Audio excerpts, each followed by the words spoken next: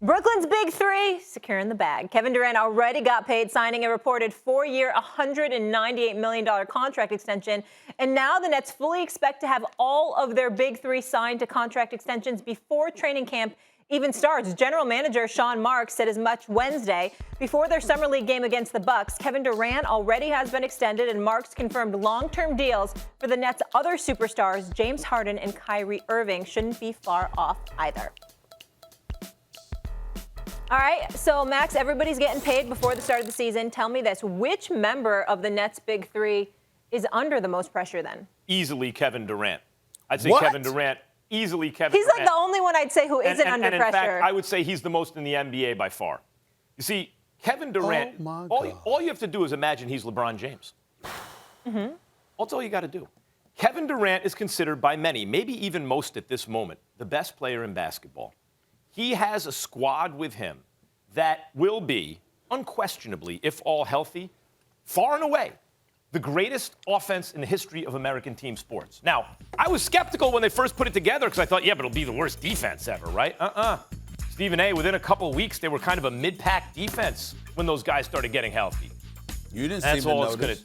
That's all it's going to take for them to crush everyone. They were mopping the floor with the eventual champion Bucks, two of the big three. So what does this mean? It means that KD, the best player in the world, if everyone's healthy, must win the chip. Must. There is a lot of downside. There's upside in surrounding yourself with a super duper duper team like KD did, because you can win the championship. And whether people think you stack the deck or not, they start thinking of you differently. He didn't used to be called the best player in the world until he won championships, and he won them on a team that couldn't lose a championship. So there's upside. But there's also danger. There is downside, because you are not allowed to lose. Heavy is the head that wears the crown. KD is wearing the crown. He will get the credit. He will get the blame. You're insane. Absolutely insane. He's not going to get the blame. This is a brother that had missed 18 months, the torn Achilles, comes back, and let me make sure I got his numbers right here. What did he average? He averaged 26.9 points per game, okay, on 45% shooting from three-point range, 53% shooting, with James Harden clearly hobbled and a shell of himself, and Kyrie Irving out. This brother dropped 49 when I promised y'all he'd give you a fee. He dropped 50. He dropped 49 in the game 5. But you need more accurate predictions. This brother is such a superstar basketball player. Just won gold, brought home gold for Team USA because we know he took over, okay? European rules and all of this other stuff, Olympic rules. He said, the hell with that. I'm Kevin Durant. You know who I am? You know who I am. That's what he did, okay? That's what he did. And here's the deal. When you look at James Harden, if you want to sit up there and talk about KD and it's on him because he's responsible for bringing everybody together, remember, Steve Nash ain't the coach if Kevin Durant doesn't approve, and James Harden and Kyrie ain't there if Kevin Durant doesn't approve. If that was the reason you were saying it, I get it. But in terms of just his game, everybody knows how surreal that brother is. The pressure is on James Harden and Kyrie Irving, okay? James Harden, love James Harden, but remember, he wanted out of Houston. They originally told him no. What does he do? He comes in, he's out of shape. He's not ready, even though he still could do things, even though he was out of shape and just a shell of himself. He wasn't himself. We know that. Kyrie Irving, head case, not to say that, and I don't mean that in a negative way, like the brother is doing big things off the court and engaging in a level of philanthropy that we should all applaud. But his mind, being primarily on the game of basketball, is always going to be a question mark for us watching him, particularly during the regular season, because during the postseason, he's usually ready, okay? In the end, we're all looking at them two.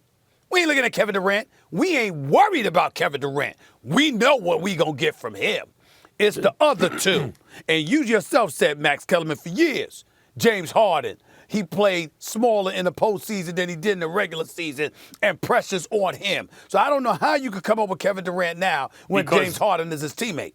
Because this is KD's team. History will I agree with that record part. this. If they win, as him being the best player on a championship team. If they lose, it's KD's Nets that lost when they had no chance to lose if they were healthy. If they somehow lose, it's on KD. Yep. And if not, if we're saying not, then we all have to acknowledge that there is a different standard for LeBron. It is a different saying standard. There's a different standard, then you should just admit LeBron's still the best player in the game. No, I'm not going to admit that because I know what the hell I'm watching. But what I'm saying to you is this, Max, because LeBron is bigger than just the game of basketball. Kevin Durant wants to hoop all day, every day, even though he's got 35 ventures and he's doing a lot of things in the business world. He's really just a hoop. He's really perceived as just a hooper. LeBron James is an iconic figure that's viewed as transcending the sport. And more importantly, with Kyrie and James Harden, because they are who they are, we don't ignore them. They don't fly under anybody's radar. They're that big themselves. LeBron is That's expected the issue. every time he has a chance to win the championship. If LeBron was on an unbeatable super team, and once it was perceived he was, first year in Miami,